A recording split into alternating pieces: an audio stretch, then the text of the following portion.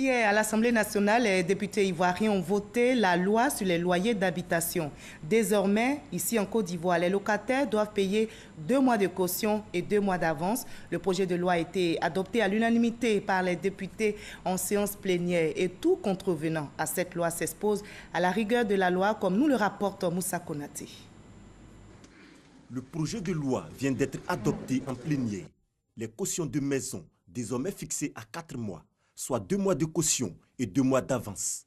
Un dispositif légal pour mettre de l'ordre dans la fixation des coûts de caution de loyer.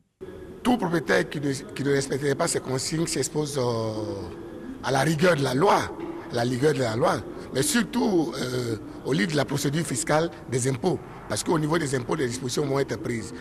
Un propriétaire qui ne veut pas respecter les 2 mois de loyer d'avance, les 2 mois de caution, il doit faire une déclaration au niveau des impôts.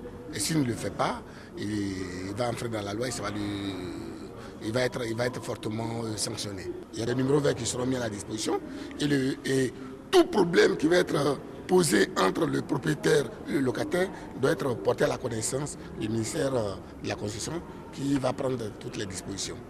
En plus de ce projet de loi, 5 autres ont également été adoptés, notamment le projet de loi relatif à la lutte contre le trafic illicite de migrants et celui relatif à la protection des témoins, victimes, dénonciateurs, experts et autres personnes concernées. Nous créons un statut vis-à-vis de ces différentes personnes-là. Pour qu'il y ait la vérité, il faut protéger ceux qui vont dire cette vérité-là, notamment les témoins. Et donc il a été créé un bureau national pour protéger, en clair pour donner un statut à ces différentes personnes, à ces experts et à ces victimes. Et il fallait trouver un protocole vraiment additionnel sur le trafic illicite des migrants et ça a été fait. Donc nous avons trouvé un dispositif légal et dorénavant ceux qui vont s'évertuer à ce genre de trafic, il y aura des sanctions. Voilà, des sanctions ont été prévues de 5 ans à 10 ans, de 5 millions à 10 millions.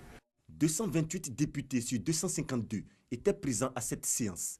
Le vice-président de l'Assemblée nationale s'est réjoui de l'ambiance qui a prévalu lors des travaux. La démocratie s'est exprimée au Parlement. Vous avez vu les amendements du député Afinguessan, il y a 2 qui ont été acceptés pour dire que l'Assemblée nationale fonctionne. Et il y a des projets de loi qui ont été soumis au Parlement avec beaucoup de responsabilités. Les députés ont débattu, c'est pourquoi ça a pris beaucoup de temps.